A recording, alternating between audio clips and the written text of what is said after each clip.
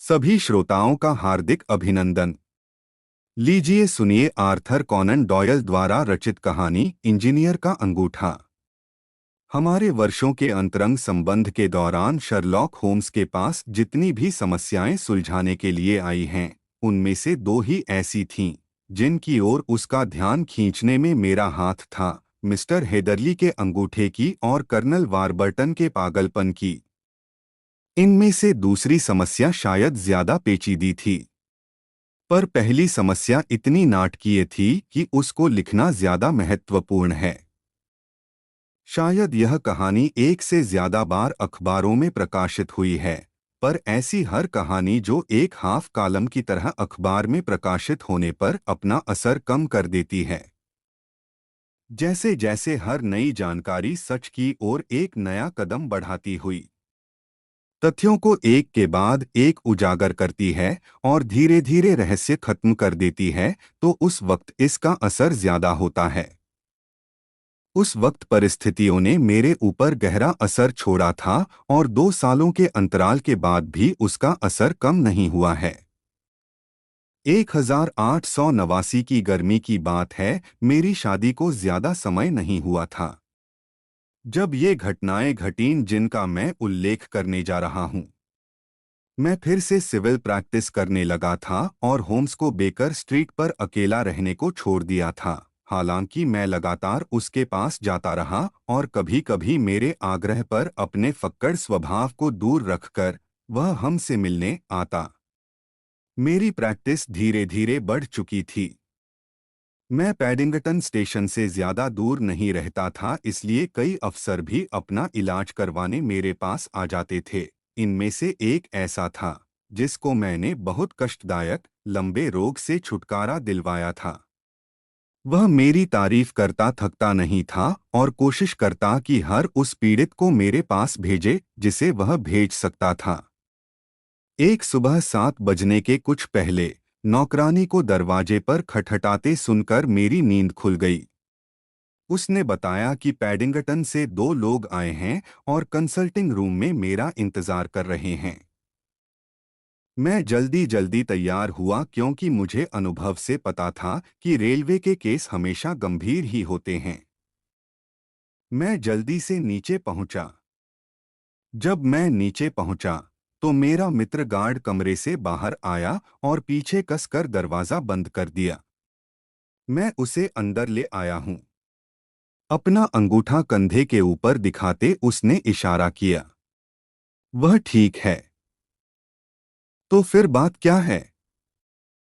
मैंने पूछा क्योंकि उसके अंदाज से लग रहा था कि उसने मेरे कमरे में किसी विचित्र प्राणी को बंद कर रखा है। यह एक नया रोगी है, उसने धीरे से बताया। मैंने सोचा कि मैं खुद ही उसको यहाँ ले आऊं, जिससे वह बेहोश न हो जाए। वह वहां पर है, ठीक ठाक हालत में। मुझे अब जाना होगा। डॉक्टर, मेरी अपनी ड्यूटी है जैसी तुम्हारी अपनी है। और ऐसे वह भरोसेमंद दलाल चला गया। उसने मुझे धन्यवाद कहने का समय भी नहीं दिया। मैं अपने कंसल्टिंग रूम में गया तो देखा कि मेज के पास एक व्यक्ति बैठा है। वह हैदर वीड का सूट पहने था और मुलायम कपड़े का कैंप उसने मेरी किताबों पर रखा था। उसने अपने एक हाथ पर रुमाल बांध रखा था जो पूरी तरह खून से सना था।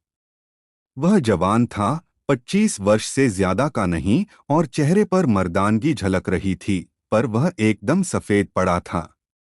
मुझे लगा कि वह बहुत तकलीफ में है और अपने आत्मबल से उसको सहन कर रहा है। मुझे खेद है कि तुमको इतनी जल्दी उठाया, डॉक्टर, वह बोला, पर रात में मेरे साथ एक बहुत गंभीर हादसा हुआ है। मैं आज सुबह ट्रेन से पैडिंगटन आया हूं और पूछने पर कि मुझे एक योग्य डॉक्टर कहाँ मिलेगा, एक भले आदमी ने मेहरबानी करके मुझे यहाँ पहुँचा दिया। मैंने नौकरानी को एक कार्ड दिया था, पर मैं देख रहा हूँ कि उसने वह कार्ड यहीं मेज पर छोड़ दिया है। तुमसे मैंने कार्ड उठाकर उस पर नजर दौड़ाई। Mister Victor Hatherley, hydraulic engineer, 16A Victoria street, 3rd floor. यह मेरे सुबह के मेहमान का नाम, पेशा और पता था। मुझे दुख है कि मैंने इंतजार करवाया। मैंने अपनी लाइब्रेरी वाली कुर्सी पर बैठते हुए कहा, तुम अभी अभी रात की यात्रा करके आए हो और मैं जानता हूं कि यह कितना उबाऊ काम है। ओह, लेकिन मेरी रात कहीं से भी उबाऊ नहीं थी। वह बोला और हंस पड़ा। वह दिल खोल कर हंस रहा था, जोर जोर से। वह कुर्सी पर पसरकर ऐसे हंस रहा था कि उसका पूरा शरीर हिल रहा था। इस हंसी को देखकर मेरी सारी डॉक्टरी चेतना सतर्क हो गई। रुक जाओ, मैं चिल्लाया, अपने को संभालो। और मैंने एक जग से पानी उंडेला और उस पर छींटे मारे। पर यह कोशिश बेकार रही। वह उस हिस्टीरिया के उन्माद में था जो मजबूत दिल वालों में तब उठता है जब वह किसी भारी खतरे का सामना करके खतरा टाल देता है। थोड़ी देर में फिर से सहज हो गया, बहुत थका हुआ और सुर्ख चेहरा लिए। मैंने अपने को मूर्ख साबित किया है। वह हांफा, बिल्कुल नहीं, यह पी लो। पानी में थोड़ी सी ब्रांडी मिलाकर वह उसे पी गया तो उसके सफेद पड़े गालों में फिर से लाली छाने लगी। अब बेहतर है, वह बोला। और अब डॉक्टर, तुम मेरे अंगूठे पर ध्यान दो या उस जगह की ओर जहां मेरा अंगूठा हुआ करता था। उसने रुमाल खोला और हाथ आगे की ओर बढ़ाया, जिसे देख मेरा मजबूत दिल भी एक बार कांप गया। उसमें 4 अंगुलियां फैली हुई थीं और एक बीभत्स लाल सतह जहां अंगूठा हुआ करता था। वह जड़ से काटा या उखाड़ा गया था। यह क्या हुआ? मैं चिल्लाया, यह बड़ी भयंकर चोट है। इसमें से बहुत खून बहा होगा। हाँ, बहा था। जब यह चोट लगी मैं बेहोश हो गया था और मैं समझता हूं कि मैं काफी देर बेहोश ही रहा। जब मुझे होश आया तो मैंने देखा कि खून बह रहा है, इसलिए मैंने रुमाल का एक कोना कसकर कलाई पर बांध लिया और उसे एक लकड़ी का सहारा दे दिया। बहुत अच्छा किया। तुमको तो सर्जन होना चाहिए था। देखो, यह हाइड्रोलिक का सवाल है और मेरे दायरे में ही आता है। घाव की जांच करते हुए मैंने कहा, यह किसी बहुत भारी और धारदार औजार से किया गया है। चीरने फाड़ने वाले यंत्र जैसी कोई चीज थी? शायद दुर्घटना थी। बिल्कुल नहीं। क्या हत्या की कोशिश? बिल्कुल। तुम मुझे भयभीत कर रहे हो। मैंने घाव साफ किया, दवा लगाई और फिर उस पर रुई रखकर पट्टी की मोटी परत बांध दी। वह टस से मस हुए बगैर ही लेटा रहा, पर बीच बीच में होंठ काट लेता था। कैसा लग रहा है? काम पूरा करने के बाद मैंने पूछा। बहुत बढ़िया। तुम्हारी ब्रांडी और पट्टी के बाद मैं बिल्कुल नया सा महसूस कर रहा हूँ। मुझे बड़ी कमजोरी महसूस हो रही थी। मैं बड़े कठिन हालात से गुजरा हूँ। मुझे लगता है कि इस बारे में तुमको अभी कोई बात नहीं करनी चाहिए। तुम्हारे दिल पर गहरा असर पड़ेगा। नहीं नहीं, अब नहीं। मुझे अपनी कहानी पुलिस को बतानी पड़ेगी। मैं यह कह सकता हूं कि अगर मेरे पास यह ठोस सबूत नहीं होता तो शायद वे मेरी बात सच मानते, क्योंकि यह बहुत चौंकाने वाली बात है और मेरे पास सबूत के तौर पर कुछ नहीं है। अगर वे मेरी बात मान भी जाते हैं तो जो सुराग मैं उन्हें दूंगा वे इतने अस्पष्ट हैं कि शायद ही न्याय हो पाए। हाँ, मैंने कहा, अगर यह ऐसी कहानी है जिसे तुम हल करना चाहते हो तो मैं जोर देकर कहूंगा कि तुम सरकारी पुलिस के पास जाने से पहले मेरे साथ मेरे दोस्त शर्लॉक होम्स के पास चलो। ओह, उस शख्स के बारे में तो मैं सुन चुका हूं, मेरे मेहमान ने जवाब दिया। मुझे खुशी होगी अगर वह यह केस अपने हाथ में ले, पर मुझे सरकारी पुलिस के पास भी जाना होगा। क्या तुम उससे मेरा परिचय करवा सकते हो? मैं इससे भी अच्छी बात कर सकता हूँ। मैं तुमको खुद उसके पास ले जाऊंगा। मैं तुम्हारा बहुत आभार मानूंगा। हम एक कैब लेकर साथ चलेंगे। हम उसके साथ नाश्ते के समय पहुंच जाएंगे। क्या तुम चल सकोगे? हाँ, जब तक मैं अपनी कहानी सुना नहीं लेता। मुझे चैन नहीं मिलेगा। मेरा नौकर एक कैब लेकर आता है और मैं पल भर में तुम्हारे पास आ रहा हूं। मैं जल्दी से ऊपर दौड़ा, अपनी पत्नी को सारा माजरा समझाया और 5 मिनट में एक हैंडसम कैब में अपने नए दोस्त के साथ बेकर स्ट्रीट के लिए रवाना हो गया। जैसी मुझे उम्मीद थी, शर्लॉक होम्स ड्रेसिंग गाउन पहने अपने सीटिंग रूम में द टाइम्स पढ़ता और नाश्ते के पहले वाली अपनी पाइप का धुआं उड़ाता मिला, जो उसकी कल की सिगारों के बचे हुए टुकड़ों से बना था, जिन्हें मेंटल पीस के कोने में सुखाकर ध्यान से रखा गया था। उसने अपने शांत पर गर्मजोशी से भरे अंदाज से हमारा स्वागत किया। उसने ताज़े अंडे और रैशर मंगवाए और हमने मिलकर नाश्ता किया। जब नाश्ता खत्म हुआ, उसने हमारे नए परिचित को सोफे पर बैठाया, उसके सिर के नीचे तकिया रखा और उसके पास ब्रांडी का गिलास और पानी रख दिया। यह समझना आसान है कि तुम्हारा अनुभव कोई आम अनुभव नहीं रहा है, मिस्टर हेदरली, वह बोला। यहाँ पर आराम से लेट जाओ और बेतकल्लुफ महसूस करो। जो कुछ बता सकते हो बता दो, पर जब थक जाओ तो रुक जाना और ब्रांडी के सहारे अपनी ताकत बनाए रखना। शुक्रिया, मेरा रोगी बोला। जब से डॉक्टर ने पट्टी बांधी है, तब से मैं नया सा महसूस कर रहा हूँ और तुम्हारे नाश्ते के बाद तो मैं बिल्कुल ठीक हो गया हूँ। मैं तुम्हारा कम से कम कीमती समय लूंगा। अब मैं फौरन अपने अजीबोगरीब अनुभव बताता हूँ। होम्स आराम कुर्सी पर बैठा था। उसकी थकी अधमुंदी आंखों का भाव उसके पैने उत्सुक स्वभाव को छिपा रहा था। मैं उसके सामने बैठ गया और हमने चुप रहकर वह अजीब कहानी सुनी जो हमारे मेहमान ने हमें सुनाई। हेदरली कहने लगा, आप लोगों को बता दूं कि मैं अनाथ हूं। मैं शादीशुदा नहीं हूं और लंदन में अकेला ही रह रहा हूं। मैं पेशे से हाइड्रोलिक इंजीनियर हूं और मुझे काम का काफ़ी अनुभव हो गया है, क्योंकि 7 सालों तक मैंने वेन्नर एंड मेथसन के साथ काम सीखा है, जो ग्रेनिच की मशहूर फर्म है। मेरा कार्यकाल खत्म होने और पिता की मृत्यु के बाद मुझे काफ़ी पैसा मिला। मैंने फैसला किया कि अपना बिजनेस शुरू करूंगा। मैंने विक्टोरिया स्ट्रीट में एक चैम्बर ले लिया। सभी को अपने बिजनेस का पहला अनुभव बड़ा नीरस लगता है। मेरे लिए यह कुछ ज्यादा ही था। 2 सालों में मुझे 3 परामर्श और एक छोटा मोटा धंधा ही मिल पाया। अपने पेशे से मुझे सिर्फ यही मिला है। मेरी कुल कमाई हुई 27 पाउंड 10 शिलिंग के लगभग। रोजाना सुबह 9 बजे से शाम को 4 बजे तक मैं अपनी छोटी सी मांद में ग्राहकों का इंतजार करता। आखिर मेरा दिल डूबने लगा और मुझे यकीन हो गया कि मेरी प्रैक्टिस कभी नहीं चल सकती।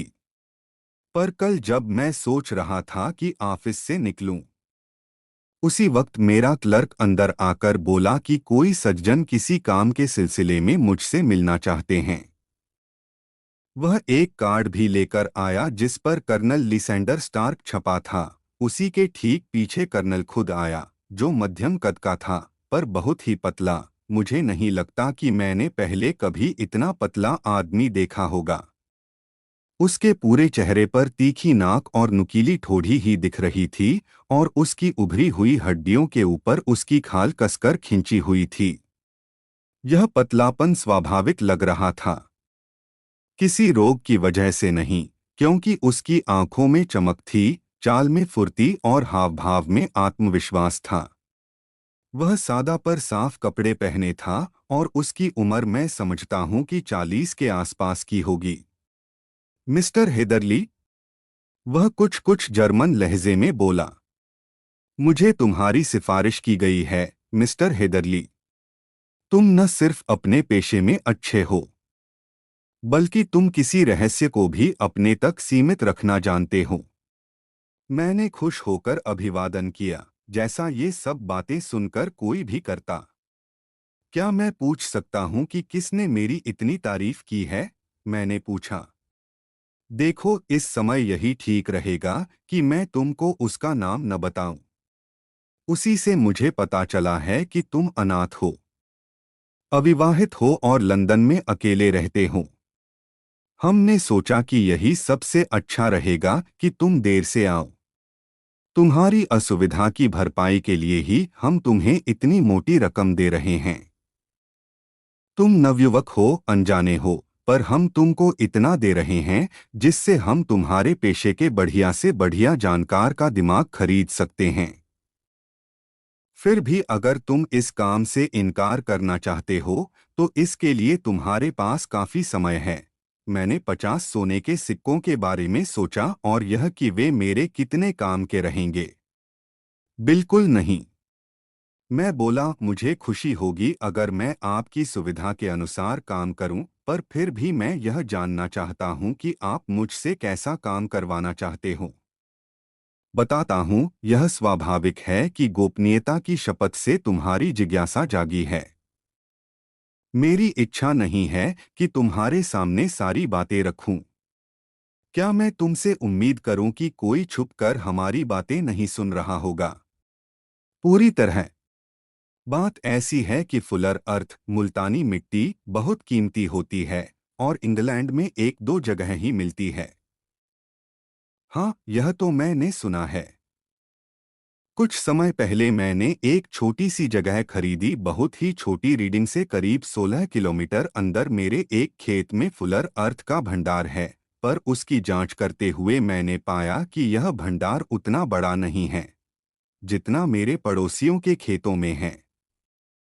इन पड़ोसियों को यह बात मालूम नहीं थी कि उनकी जमीन में वह चीज है जो सोने की खान जितनी कीमती है।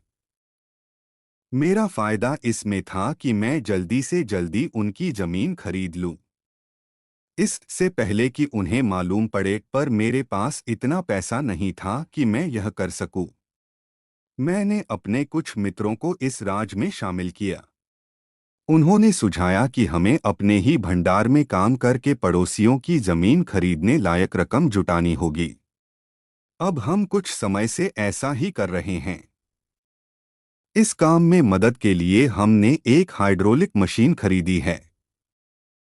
यह मशीन, जैसा मैं पहले बता चुका हूँ, खराब हो गई है और इसी विषय पर तुम्हारी राय लेनी है। हम अपने राज को बड़ी हिफाजत से छुपा रहे हैं और अगर लोगों को यह पता चल जाएगा कि हमारे छोटे से घर में हाइड्रोलिक इंजीनियर आ जा रहे हैं तो कुछ देर में ही लोग पता लगाना शुरू कर देंगे, तो और फिर सब बातें खुल जाने पर जमीन पाने का इरादा असफल हो जाएगा और हमारे सारे मंसूबों पर पानी फिर जाएगा। इसलिए मैंने तुमसे वादा लिया है कि तुम किसी भी इंसान को नहीं बताओगे कि तुम आज रात फोर्ट जा रहे हो। मैं उम्मीद करता हूं कि मैंने सारी बात साफ कर दी है। मुझे आपकी बात समझ में आ गई, मैं बोला। सिर्फ एक बात नहीं समझ पाया हूं, वह यह है कि फुलर अर्थ खोद निकालने के लिए आपको हाइड्रोलिक प्रेस की क्या जरूरत है?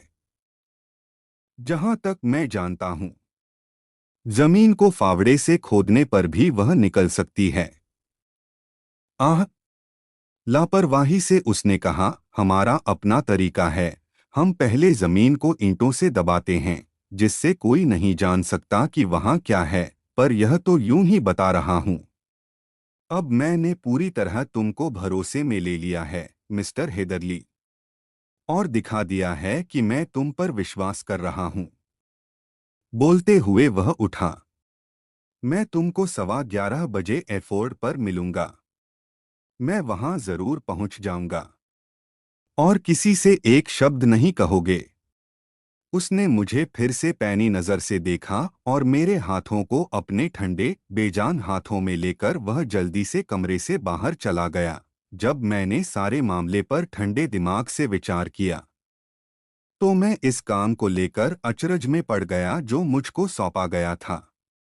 एक ओर मैं खुश जरूर था क्योंकि मुझे जो रकम दी जानी थी वह उससे 10 गुना ज्यादा थी जितनी मैं खुद अपने मुंह से मांगता, और यह भी संभव है कि इस आर्डर के बाद मुझे दूसरे आर्डर भी मिलते। पर दूसरी ओर मुझे नियुक्त करने वाले के चेहरे और हाव भाव ने मुझ पर अच्छा असर नहीं डाला था। मुझे लग रहा था कि फुलर अर्थ व मशीन आदि के बारे में उसने जो कहानी सुनाई थी उससे आधी रात को मेरे वहां जाने की बात भी बेतुकी थी, और उसकी घबराहट कि मैं किसी को कोई बात बता न दूं, वह भी कुछ रहस्यमयी थी। फिर भी मैंने अपने सारे डर हवा में उड़ा दिए, भरपेट खाना खाया, पैडिंगटन पहुंचा और वहां से चल पड़ा, और इस बात का ध्यान रखा कि किसी से कुछ न कहूं। रीडिंग पर मुझे न सिर्फ गाड़ी बदलनी पड़ी, बल्कि स्टेशन भी। फिर भी मैंने एफोर्ड की आखिरी ट्रेन पकड़ ली और 11 बजे के बाद उस अंधेरे से स्टेशन पर आ लगा। वहां उतरने वाला मैं ही अकेला यात्री था। प्लेटफार्म पर लालटेन लिए एक उनीदे कुली के सिवा और कोई नहीं था। बांस के गेट से निकलने पर मैंने देखा कि सुबह वाला परिचित उस ओर छाया में खड़ा मेरा इंतजार कर रहा था। एक भी शब्द बोले बगैर उसने मेरी बाह पकड़ी और एक गाड़ी में ले गया, जिसका दरवाजा पहले से ही खुला हुआ था। उसने दोनों ओर की खिड़कियां बंद कर दीं और जितनी जल्दी एक घोड़ा ले जा सकता था, गाड़ी उतनी तेजी से हमें ले दौड़ी। एक घोड़ा, होम्स ने बीच में टोका। हाँ, एक ही। क्या तुमने घोड़े का रंग गौर किया था? हाँ, जब मैं गाड़ी में बैठ रहा था तो मैंने किनारे लगी बत्तियों में देखा था। वह भूरे रंग का था। वह थका हुआ लग रहा था या तरोताजा? ओह, एकदम ताजा और चमकता हुआ। शुक्रिया, बीच में बोलने के लिए माफी चाहता हूँ। कृपा करके अपनी रोचक बात कहते जाओ। फिर हम वहां से चल दिए और कम से कम घंटे भर तक घूमते रहे। कर्नल लिसेंडर स्टार्क ने कहा था कि लगभग 11 किलोमीटर का रास्ता है, पर जिस ढंग से हम जा रहे थे, उससे मुझे लगता था कि हम कम से कम करीब 19 किलोमीटर चले होंगे।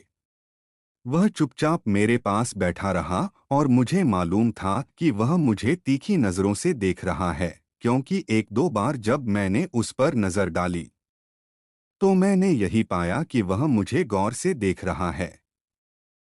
उस इलाके की सड़कें अच्छी हालत में नहीं थीं, क्योंकि हम बुरी तरह झटके और हिचकोले खा रहे थे। मैंने खिड़की के बाहर देखने की कोशिश की कि शायद कुछ दिख जाए कि हम कहाँ पर हैं, पर खिड़कियां रंगी हुई थीं और मेरी समझ में कुछ नहीं आ रहा था, सिवा पास से गुजरती किसी रोशनी के धुंधले एहसास के। कभी कभी मैं यात्रा की नीरसता खत्म करने के लिए कोई बात शुरू करता, पर कर्नल हाँ हूं में ही जवाब देता रहा और बातचीत का सिलसिला वहीं ठप पड़ जाता। आखिर में झटकों वाली सड़क की जगह सपाट बजरी का रास्ता आया और गाड़ी रुक गई। कर्नल लिसेंडर स्टार्क बाहर कूदा और पीछे पीछे मैं कूदा, और मेरे ऐसा करते ही उसने मुझे भीतर घसीट लिया।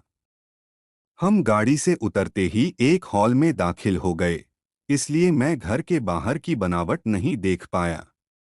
जैसे ही मैं हॉल में दाखिल हुआ, दरवाज़ा जोर से बंद हो गया और मुझे जाती हुई गाड़ी के पहियों की हल्की सी खड़खड़ाहट ही सुनाई पड़ सकी। घर के अंदर घुप अंधेरा था और कर्नल माचिस टटोलता फिर रहा था। वह बड़बड़ाता भी जा रहा था कि अचानक गलियारे के उस ओर एक दरवाज़ा खुला और हमारी ओर एक लंबी सुनहरी रोशनी चमकी। यह चौड़ी होती गई और एक स्त्री प्रकट हुई। उसके हाथों में लैंप था, जिसे उसने अपने सिर के ऊपर तक उठा रखा था। वह चेहरा आगे करके हमें देख रही थी। मैंने देखा कि वह आकर्षक थी और रोशनी में उसके कपड़ों की चमक से यह समझ गया कि वह कीमती कपड़े पहने हुए हैं। उसने किसी विदेशी भाषा में कुछ शब्द कहे और उसके लहजे से मैं समझ गया कि वह कुछ सवाल पूछ रही है। कर्नल ने रूखे हाँ ना में जवाब दिए। उसके हाथ से लैंप गिरते गिरते बचा।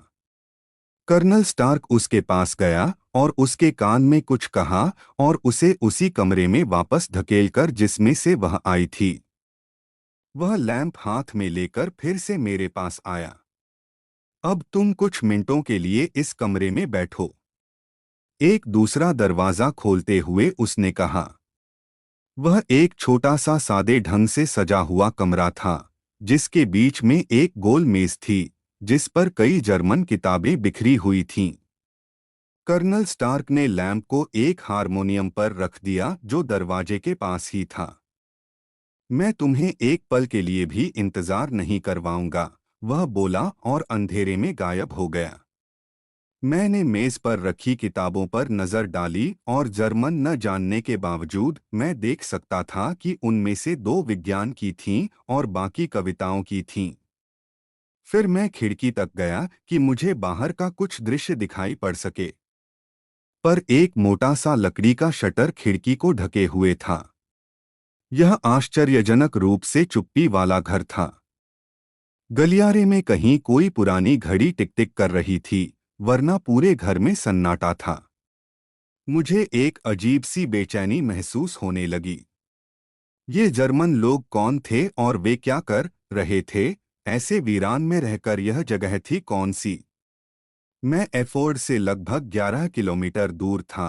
मैं बस इतना ही जानता था, पर यह नहीं जानता था कि मैं उत्तर में था या दक्षिण में, पूरब में या पश्चिम में। शायद रीडिंग और कुछ अन्य बड़े शहर आसपास ही थे, इसलिए यह जगह उतनी अलग थलग तो नहीं थी। पर एक बात तय थी कि हम किसी गांव में थे, क्योंकि वहां पर शांति छाई हुई थी। मैं कमरे में चहलकदमी करने लगा, अपना हौसला बनाए रखने के लिए मन ही मन एक धुन गुनगुनाने लगा। मुझे ऐसा लगने लगा कि मैं वाकई में सोने के 50 सिक्के कमा रहा हूं। अचानक उस चुप्पी में बगैर किसी आहट के मेरे कमरे का दरवाजा धीरे से खुला। बीच में वही स्त्री खड़ी थी, उसके पीछे हॉल का अंधेरा था और मेरे लैंप की रोशनी उसके सुंदर और उत्सुक चेहरे पर पड़ रही थी। मैंने एक झलक में ही देख लिया कि वह बुरी तरह डरी हुई है, और यह देखकर मेरे सीने में भी बर्फ जम गई। उसने एक कांपती हुई अंगुली उठाकर मुझे चुप रहने का इशारा किया और टूटी फूटी अंग्रेजी में कुछ शब्द फुसफुसाई। उसकी नजरें बार बार भयभीत घोड़े की तरह पीछे देख रही थीं। मैं चली जाती, मुझे लगा कि वह शांत स्वर में बोलने के लिए बहुत कोशिश कर रही है। मैं चली जाती, मैं यहाँ नहीं रहती। आपके यहाँ रहने से कुछ अच्छा नहीं होने वाला है। पर मैडम, मैंने कहा, मैंने अभी वह काम नहीं किया है जो मैं करने आया हूँ। जब तक मैं मशीन नहीं देख लेता, मैं नहीं जा सकता। तुम्हारे लिए इंतजार करना ठीक नहीं होगा। वह फिर से बोली, तुम इस दरवाजे से निकल जाओ, कोई नहीं रोकेगा। और फिर यह देखकर कि मैंने मुस्कुराकर सिर हिला दिया, उसने अचानक अपना सब्र छोड़ दिया और हाथ मरोड़ती हुई एक कदम आगे आई और बोली, इसके पहले कि बहुत देर हो जाए, यहाँ से चले जाओ। पर मैं स्वभाव से जरा अड़ियल तरह का हूँ और अड़चन आने पर वह काम जरूर करना चाहता हूँ। मैंने सोने के सिक्कों को याद किया, अपनी थकान भरी यात्रा को, और अपने सामने खड़ी अप्रिय रात के बारे में भी सोचा कि क्या यह सब बेकार चला जाएगा। मैं चुपचाप अपना काम किए बगैर क्यों चला जाऊं, बगैर वह रकम लिए जिसका मुझसे वादा किया गया था। यह औरत पागल भी हो सकती है। हालांकि उसकी बात से मैं अंदर तक हिल उठा था। मैंने दृढ़तापूर्वक वहां से जाने के लिए इनकार कर दिया और बता दिया कि मेरा वहीं रुकने का इरादा है। वह फिर से मुझे मनाने की कोशिश करने वाली थी कि ऊपर एक दरवाजा भड़ाक से बंद हुआ और सीढ़ियों पर कदमों की आवाजें आई। उसने पल भर सुना, हताशा से हाथ खड़े किए और उतनी ही फुर्ती और चुप्पी से वैसे गायब हो गई जैसे वह आई थी। आने वालों में कर्नल लिसेंडर स्टार्क और एक नाटा भारी भरकम आदमी था, जिसकी दोहरी ठोड़ी की परतों से उसकी नुकीली दाढ़ी उग रही थी। उसका परिचय मिस्टर फर्ग्यूसन के नाम से कराया गया। यह मेरा सेक्रेटरी और मैनेजर है, कर्नल ने बताया। वैसे मेरा ख्याल था कि मैं अभी अभी यह दरवाज़ा बंद करके गया था। मुझे डर है कि तुमको ठंडी हवा लगी होगी। नहीं, मैंने कहा, मैंने यह दरवाज़ा खुद ही खोला था, क्योंकि मुझे कमरे में घुटन हो रही थी। बेहतर होगा अगर हम अपना काम शुरू कर दें। वह बोला, मिस्टर फर्ग्यूसन और मैं तुमको ऊपर ले चलकर मशीन दिखाते हैं, तो मैं अपना हैट पहन लूं। नहीं नहीं, वह घर में ही है। क्या आप घर के अंदर फुलर अर्थ खोदते हैं? नहीं नहीं, हम यहाँ से सिर्फ उसे दबाते हैं, पर तुम उसकी चिंता मत करो। हम चाहते हैं कि तुम सिर्फ हमारी मशीन की जांच करके हमें बताओ कि उसमें क्या खराबी है। हम एक साथ ऊपर गए। पहले लैंप के साथ कर्नल, फिर मोटा मैनेजर और पीछे पीछे मैं। यह पुराना घर एक भूल भुलैया था जिसमें गलियारे, पतली घुमावदार सीढ़ियां, नीचे के दरवाजे जिनकी चौखटें उन पीढ़ियों की आवाजाही से खोखली हो गई थीं जो इस घर में रहती आई थीं। यहाँ पर कालीन नहीं थे और ग्राउंड फ्लोर के अलावा किसी भी मंजिल में फर्नीचर नहीं था। दीवारों से प्लास्टर झड़ रहा था और सीलन से दीवारें हरी हो गई थीं। मैंने दिखाया कि मुझे किसी चीज में दिलचस्पी नहीं है, पर मैं उस स्त्री की चेतावनी भूला नहीं था। हालांकि उसे नजरअंदाज कर दिया था और मैं उन दोनों पर नजर बनाए हुए था।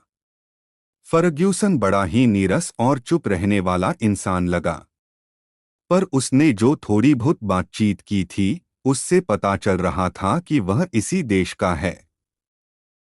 आखिर में कर्नल लिसेंडर स्टार्क एक नीचे से दरवाजे पर रुका और उसका ताला खोला। अंदर एक छोटा सा चौकोर कमरा था जिसमें एक साथ हम तीनों मुश्किल से आ पाते। फर्ग्यूसन बाहर खड़ा रहा और कर्नल मुझे अंदर ले गया। अब हम असल में हाइड्रोलिक प्रेस के अंदर हैं और अगर कोई इसे चला दे तो हमारे लिए बहुत बुरा होगा। इस छोटे से कमरे की छत पिस्टन का छोर है और यह इस धातु के फर्श पर कई टनों के फोर्स से आकर गिरती है। बाहर पानी की लैटरल कॉलम है जो यह फोर्स पाती है और तुम जानते ही हो कि इसकी वजह से फोर्स कई गुना बढ़ जाती है।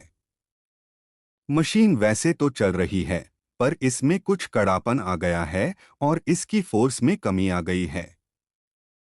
शायद इसे देखकर तुम हमें बता पाओगे कि हम इसे कैसे ठीक कर सकते हैं। मैंने उससे लैंप ले लिया और अच्छी तरह मशीन की जांच की। वह वाकई में बहुत बड़ी थी और उससे काफी प्रेशर डाला जा सकता था। जब मैं बाहर आया और उनको नियंत्रित करने वाले लीवर दबाए तो फिश की आवाज से मैं फौरन समझ गया कि कहीं पर हल्का सा लीक कर रहा है, जिससे किनारे पर लगे एक सिलेंडर में पानी पलटकर वापस जा रहा था। जांच से पता चला कि एक ड्राइविंग रॉड पर बंधी एक रबड़ बैंड इतनी सिकुड़ गई थी कि उस सॉकेट पर पूरी तरह नहीं बैठ पा रही थी जिस पर वह काम कर रही थी। पावर में कमी का यही कारण था और यह बात उन दोनों को बताई। उन्होंने मेरी हर बात बहुत गौर से सुनी और मुझसे कई सवाल पूछे कि वे उसे कैसे ठीक करें। जब मैं उन्हें पूरी बात समझा चुका था, मैं मशीन के मुख्य कक्ष में गया और अपनी जिज्ञासा शांत करने के लिए उसको अच्छी तरह देखा। पहली नज़र में ही मुझे साफ हो गया कि फुलर अर्थ की कहानी मनगढ़ंत थी, क्योंकि यह मान लेना एकदम बेतुका था कि इतने जरा से काम के लिए इतना शक्तिशाली इंजन इस्तेमाल में लाया जा रहा है। दीवारें लकड़ी की थीं, पर फर्श धातु की बड़ी मांद था। उसकी जांच करने पर मैंने देखा कि उसके ऊपर धातु के अवशेषों की परतें जमा थीं। मैं झुककर खुरच कर देख रहा था कि वह क्या है कि मैंने जर्मन में कुछ बुदबुदाहट सुनी और कर्नल का मौत समान चेहरा अपनी ओर घूरते पाया। तुम वहां क्या कर रहे हो? उसने पूछा। मुझे गुस्सा आया कि मुझे ऐसी मनगढ़ंत कहानी से बेवकूफ बनाया गया था जो उसने मुझे सुनाई थी। मैं तुम्हारी फुलर अर्थ को निहार रहा था। कहा, मैं समझता हूं कि मैं तुम्हारी मशीन के बारे में और अच्छी तरह बता सकूंगा अगर तुम मुझे सच सच बता दो कि यह किस काम के लिए इस्तेमाल की जा रही है। शब्द मुंह से निकलते ही मुझे अपनी बेवकूफ़ी पर पछतावा होने लगा। उसका चेहरा कठोर हो गया और उसकी आंखों में पैशाचिक चमक आ गई। ठीक है, वह बोला, तुम्हें मशीन के बारे में सब पता चल जाएगा। उसने एक कदम पीछे हटाया, छोटा सा दरवाजा भड़ाक से बंद किया और ताले में चाबी घुमा दी। मैं उसकी ओर लपका और हैंडल खींचा, पर वह काफी मजबूत था और मेरी कोशिशों के बावजूद टस से मस नहीं हुआ। हेलो, मैं चीखा। हेलो कर्नल, मुझे बाहर निकालो। और अचानक इस सन्नाटे में मैंने एक आवाज सुनी जिससे मेरा कलेजा मुंह को आ गया। यह लीवरों की खनक थी और लीक होते सिलेंडर की फिश फिश। उसने इंजन चालू कर दिया था। लैंप फर्श पर वहीं रखा था जहां जांच करते वक्त रखा था। उसकी रोशनी में मैंने देखा कि काली छत झटकों के साथ धीरे धीरे मेरी तरफ आ रही है। मुझसे बेहतर वह कोई बात नहीं जानता था कि यह इतनी शक्ति से आ रही है कि मुझे 1 मिनट में ही पीस डालेगी। मैं चिल्लाते हुए दरवाजा पीटने लगा और ताला तोड़ने की कोशिश करने लगा। कर्नल से मिन्नत की कि मुझे बाहर निकाले, पर लीवरों की बेरहम खनक से मेरी आवाज डूब गई। छत मेरे सिर से करीब आधा मीटर की दूरी पर थी और अपने उठे हुए हाथों से मैं उसकी कठोर खुरदरी सतह छू सकता था। फिर मेरे मन में कौंधा कि मुझे मौत के समय कितना दर्द होगा, वह इस बात पर निर्भर होगा कि मैं किस स्थिति में उससे मिलूंगा। अगर मैं मुंह के बल लेटता हूं, तो पूरा भार मेरी रीढ़ पर आकर गिरेगा और मैं हड्डी टूटने की उस भयानक आवाज के बारे में सोचकर ही सिहर उठा। शायद दूसरी ओर लेटना आसान रहेगा, पर क्या मुझ में इतनी हिम्मत थी कि उस भयानक काली छाया को अपनी ओर आते देख सकूं? अब भी मैं सीधा ही खड़ा हो पा रहा था कि मैंने कुछ ऐसा देखा जिससे मुझ में उम्मीद जाग उठी। मैं कह चुका हूं कि फर्श और छत लोहे की बनी थीं, लेकिन दीवारें लकड़ी की थीं। मैंने आखिरी बार जब जल्दी से निगाह इधर-उधर दौड़ाई, मैंने 2 तख्तों के बीच में पीली रोशनी देखी जो चौड़ी होती जा रही थी। एक पल को तो मुझे विश्वास ही नहीं हो रहा था कि मुझे मौत से बचाने के लिए यहाँ पर एक दरवाज़ा है। अगले ही पल मैं उसमें से बाहर निकला और आधी बेहोशी की हालत में दूसरी ओर आ गिरा। दरार फिर से बंद हो गई थी, पर लैंप के टूटने की आवाज और लोहे के 2 बड़े सिल्लों के आपस में टकराने से मैं समझ गया कि मैं मौत के कितना करीब था। मेरी कलाई को कोई हड़बड़ी में खींच रहा था, जिससे मेरी बेहोशी टूटी और मैंने पाया कि मैं एक पतले गलियारे के पत्थर के फर्श पर पड़ा हूँ। एक स्त्री मुझ पर झुकी हुई अपने बाएं हाथ से मुझे झकझोर रही थी, जबकि दाएं हाथ से उसने मोमबत्ती पकड़ रखी थी। यह वही अच्छी मित्र थी जिसकी चेतावनी को मैंने बेवकूफ़ी में नज़रअंदाज कर दिया था। आओ आओ, उखड़ी सांसों से वह बोली, वे एक पल में यहाँ आ जाएंगे। वे देख लेंगे कि तुम वहाँ नहीं हो। यह कीमती समय बर्बाद मत करो। आओ, कम से कम इस बार मैंने उसकी बात मान ली। मैं लड़खड़ाकर उठ खड़ा हुआ और उसके साथ गलियारे से होता हुआ एक घुमावदार सीढ़ी से नीचे उतरा। सीढ़ी से उतरकर हम एक चौड़े रास्ते पर आए और जब हम यहाँ पहुँचे तभी हमें भागते हुए कदमों की आवाज़ सुनाई पड़ी और 2 लोगों के चिल्लाने की एक दूसरे को आवाज़ देते हुए एक उसी मंजिल से आ रही थी जिस पर हम थे, और एक आवाज़ नीचे वाली मंजिल से आ रही थी। मेरी मददगार रुकी और उसने इधर-उधर देखा मानो अपना होश खो बैठी हो। फिर उसने एक दरवाज़ा खोला जो बेडरूम में खुलता था, जिसकी खिड़की से चांद चमक रहा था। यह तुम्हारे लिए एक ही मौका है, वह बोली। यह ऊंची है, पर तुम शायद इससे कूद सकोगे। वह बोल रही थी कि गलियारे के उस ओर रोशनी चमकी और मैंने कर्नल लिसेंडर स्टार्क की पतली आकृति देखी, जो एक हाथ में लालटेन लिए भागा आ रहा था और दूसरे में कसाई का छुरा था। मैं बेडरूम के उस पार दौड़ा, खिड़की खोली और बाहर देखा। चांदनी में बगीचा बहुत खूबसूरत लग रहा था और वह करीब 8 मीटर से ज्यादा नीचा नहीं था। मैं खिड़की पर चढ़ा, पर कूदने में हिचका, क्योंकि मैं पहले जानना चाहता था कि मुझे बचाने वाली और मेरा पीछा करने वाले गुंडे के बीच क्या बात हुई। अगर उसके साथ बुरा व्यवहार हुआ, तो कुछ भी हो, मैंने फैसला किया कि मैं उसकी मदद के लिए जाऊंगा। यह विचार मेरे मन में आया ही था कि वह दरवाजे पर था। उसने महिला को धकेल दिया और खुद अंदर आ धमका, पर महिला ने अपनी बाहें उस पर डाल दीं और उसे रोकने की कोशिश करने लगी। फ्रिट्ज फ्रिट्ज, अंग्रेजी में वह चीखी। पिछली बार के बाद का अपना वादा याद करो, तुमने कहा था कि ऐसा फिर कभी नहीं होगा।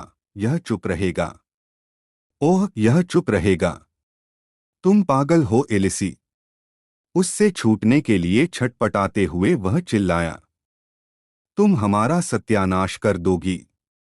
इसने बहुत ज्यादा देख लिया है। मैं कहता हूं, मुझे जाने दो। उसने उसे एक ओर धकेला और खिड़की पर लपकते हुए अपने भारी हथियार से मुझ पर वार किया। मैं कूदने को तैयार था और खिड़की पर लटका हुआ था। तभी उसके वार से मुझे हल्का सा दर्द हुआ। मेरी पकड़ ढीली हुई और मैं नीचे बगीचे में आ गिरा। मैं दहल गया, पर गिरने से मुझे चोट नहीं लगी। मैं उठ खड़ा हुआ और जितनी तेजी से भाग सकता था झाड़ियों की ओर भागा, क्योंकि मैं समझ गया था कि मैं अभी भी खतरे से बाहर नहीं हूं। दौड़ते दौड़ते अचानक मुझे चक्कर आने लगा। मैंने अपने हाथ की ओर देखा, जो दर्द से फड़क रहा था, और फिर पहली बार मैंने देखा कि मेरा अंगूठा कट चुका है। उसमें से खून निकल रहा है।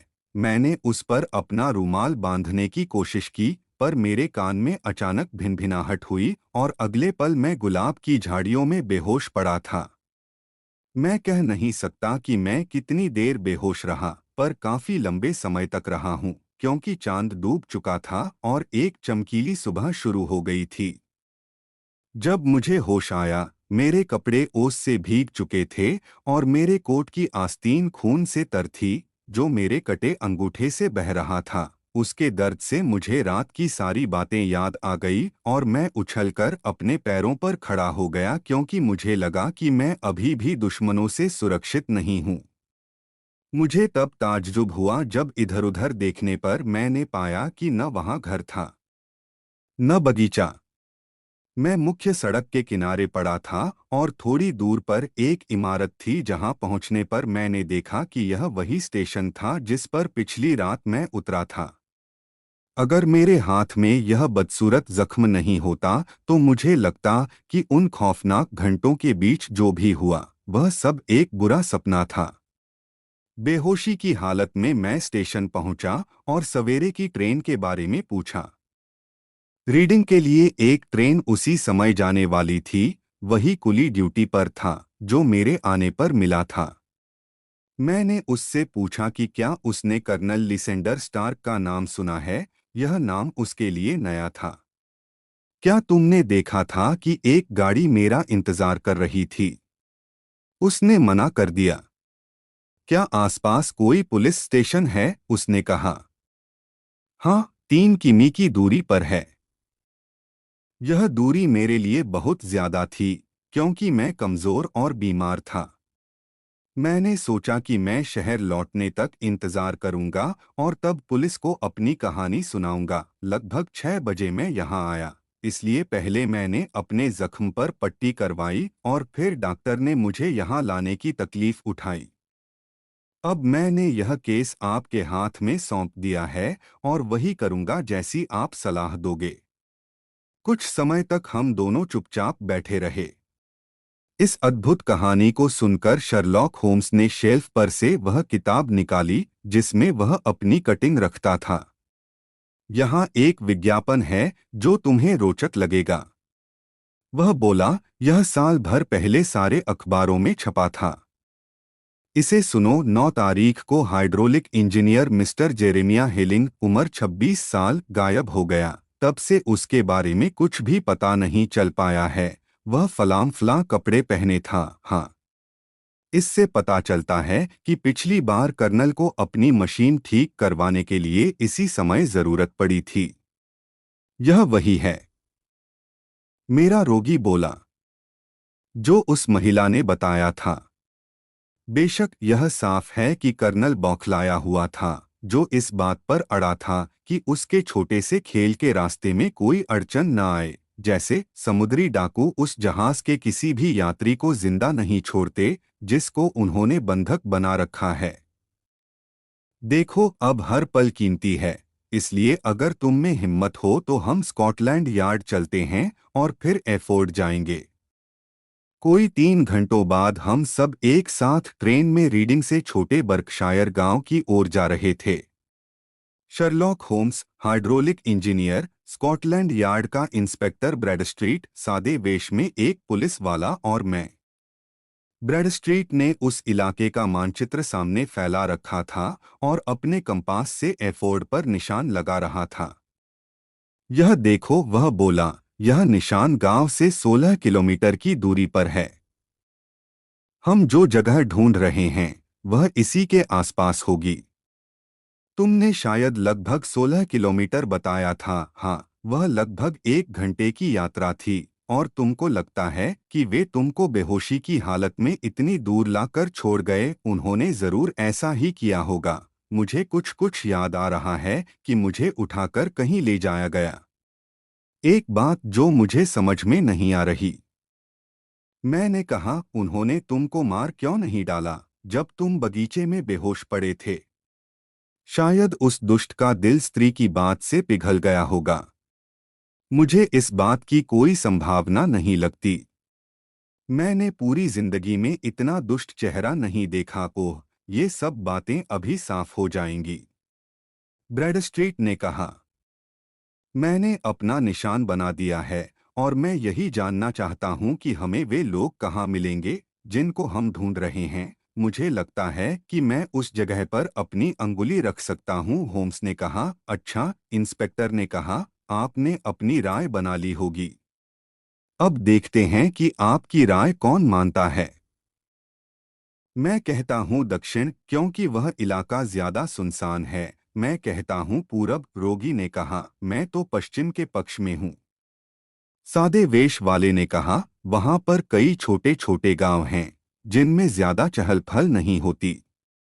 मुझे लग रहा है कि उत्तर में होगा, मैंने कहा, क्योंकि वहां कोई पहाड़ नहीं है, और हमारा मित्र बता रहा है कि उसको नहीं लगा कि वे लोग किसी पहाड़ी पर चढ़े होंगे। आओ, हंसते हुए इंस्पेक्टर ने कहा, यहाँ तो सभी की राय अलग अलग है। तुम किस दिशा के पक्ष में हो? तुम सब गलत सोच रहे हो। हम सभी गलत कैसे हो सकते हैं? हो सकते हो, मैं इस जगह की बात कर रहा हूं। उसने गोले के बीचों बीच अंगुली रख दी। यह वह जगह है जहां वे हमको मिलेंगे, पर लगभग 20 किलोमीटर की ड्राइव।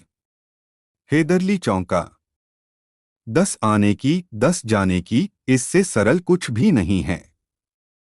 तुम खुद कह रहे थे कि घोड़ा ताजा और चमकीला था जब तुम गाड़ी में बैठे। ऐसे कैसे होता अगर वह भारी सड़कों पर करीब 20 किलोमीटर दौड़कर आया होता? हाँ, यह तो उसने बहुत चालाकी की, ब्रैडस्ट्रीट ने कहा। इस गैंग के बारे में कोई शक नहीं होना चाहिए। बिल्कुल नहीं, होम्स ने कहा। बहुत से लोग नकली सिक्के बनाते हैं, और उन्होंने भी सिक्के गढ़ने के लिए इस मशीन का प्रयोग किया है। हमें कुछ समय से मालूम था कि एक चालाक गैंग इस काम में लगा हुआ है, इंस्पेक्टर ने कहा। वे हजारों की संख्या में हाफ क्राउन बना रहे हैं। हमने उनका रीडिंग तक तो पता लगा लिया, पर इसके आगे नहीं बढ़ पाए क्योंकि उन्होंने अपने निशान ऐसे छिपा लिए थे जिससे पता चल रहा था कि वे पुराने खिलाड़ी हैं। पर चलो अब मिले तो सही। मैं सोचता हूं कि हमने उनको खोज लिया है। पर इंस्पेक्टर गलती पर था, क्योंकि ये अपराधी कानून के हाथ नहीं आने वाले थे। जब हमारी ट्रेन एफोर्ड स्टेशन पहुंची तो हमें धुएं की बहुत बड़ी लकीर पास के पेड़ों से उठती दिखाई दी, जो आसमान में शुतुरमुर्ग के पंख की तरह फैल गई थी। किसी घर में आग लग गई है क्या? जब ट्रेन स्टेशन से चली गई तो ब्रैडस्ट्रीट ने पूछा। हाँ, स्टेशन मास्टर ने कहा। कब लगी? मैंने सुना है कि रात में लगी थी, पर अब फैल गई है और पूरे इलाके में आग लगी है। यह किसका घर है? डॉक्टर बेचर का। मुझे बताओ, इंजीनियर ने बीच में टोका। क्या डॉक्टर बेचर बेहद पतला जर्मन है, लंबी व तीखी नाक वाला? स्टेशन मास्टर दिल खोलकर हंसा। नहीं, डॉक्टर बेचर एक अंग्रेज है, और यहाँ पर कोई भी ऐसा नहीं है जो उससे अच्छे कपड़े पहनता हो, पर उसके साथ एक और आदमी रहता है जो शायद बीमार है और विदेशी है। उसे देखकर लगता है कि बर्कशायर का मांस उसे फायदा करेगा। स्टेशन मास्टर ने अपनी बात खत्म भी नहीं की थी कि हम आग की दिशा की ओर भाग रहे थे। सड़क एक नीची पहाड़ी पर थी और हमारे सामने एक बड़ी सी सफेद इमारत थी जिसके हर कोने से आग की लपटें निकल रही थीं, जबकि सामने के बगीचे में 3 फायर इंजन लपटों को काबू में लाने की असफल कोशिश कर रहे थे। वह रहा, बहुत उत्तेजित होकर हेदरली बोला। वह रहा बजरी वाला रास्ता और ये हैं गुलाब की झाड़ियां। जहां मैं गिरा था, मैं उस दूसरी वाली खिड़की से कूदा था। कम से कम, होम्स ने कहा, तुमने उनसे बदला ले लिया। इसमें कोई शक नहीं है। तुम्हारे पास जो जलता हुआ लैंप रखा था वह प्रेस से चूर चूर हो गया था और उसका तेल बिखर गया। उसी तेल से लकड़ी की दीवारों में आग लग गई और वे लोग तुम्हारा पीछा करने में इतने व्यस्त थे कि उन्होंने इस पर गौर नहीं किया। अब इस भीड़ में ढूंढने की कोशिश करो कि तुम्हारे रात वाले दोस्त कहीं यहाँ तो नहीं हैं। हालांकि मुझे डर है कि वे यहाँ से सैकड़ों किलोमीटर दूर भाग चुके होंगे। होम्स का डर सही निकला, क्योंकि उस दिन से आज तक न तो उस सुंदर स्त्री के बारे में, न खौफनाक जर्मन और न उस नीरस अंग्रेज के बारे में कुछ भी मालूम चल पाया है। उसी सुबह एक किसान ने एक गाड़ी देखी थी जिस पर कई लोग सवार थे और उनके पास बड़े बड़े भारी बक्से थे। वे लोग तेजी से रीडिंग की ओर जा रहे थे, पर वहां जाकर उन भगोड़े लोगों का नामोनिशान गायब हो गया। होम्स की चतुराई भी उनके बारे में कोई सुराग नहीं ढूंढ पाई। आग बुझाने वालों को अंदर का नजारा बड़ा अजीब लगा था और इससे भी ज्यादा बौखलाहट उनको उस ताजे कटे अंगूठे को देखकर हुई थी जो उन्हें खिड़की पर मिला था। शाम होते होते उनकी कोशिशें सफल हुईं और आग पर काबू पा लिया गया, पर उसके पहले छत गिर गई थी और पूरी जगह इतनी खंडहर हो गई कि टेढ़े-मेढ़े सिलेंडरों और लोहे के पाइपों के अलावा उस मशीन का कुछ भी बचा नहीं रह गया था जिसकी कीमत इंजीनियर को इतना बलिदान देकर चुकानी पड़ी थी। घर के बाहर बने एक कमरे में गिलट और टीन भारी मात्रा में मिले, पर सिक्के कहीं नहीं मिले जो शायद उन भारी भरकम बक्सों में भर कर ले जाए गए थे जिनका जिक्र पहले किया जा चुका है। हमारे हाइड्रोलिक इंजीनियर को बगीचे से उस स्थान तक कैसे ले जाया गया जहां उसे होश आया था, यह घटना हमेशा के लिए रहस्य बनी रहती, पर एक निशान ने सारी कहानी सुना दी। उससे पता चला कि उसको 2 लोग उठाकर लाए थे, जिसमें से एक के पैर बहुत छोटे थे और दूसरे के पैर बहुत बड़े। संभावना यही थी कि शांत अंग्रेज ने स्त्री की मदद की और दोनों ने मिलकर बेहोश इंजीनियर को खतरे की जगह से दूर पहुंचा दिया। अच्छा, इंजीनियर ने अफसोस के साथ कहा। जब हम लंदन लौटने के लिए ट्रेन में बैठे तो इंजीनियर बोला, यह मैंने अच्छा काम किया। मैंने अपना अंगूठा खोया और सोने के 50 सिक्के भी मुझे मिला। क्या अनुभव, होम्स ने हंसते हुए कहा। अप्रत्यक्ष तौर पर इसका यह फायदा होगा कि आप जैसे ही अपनी यह कहानी शब्दों में बखान करने लगोगे तो आपकी शोहरत मनोरंजक साथी के तौर पर पूरी उम्र भर साथ रहेगी।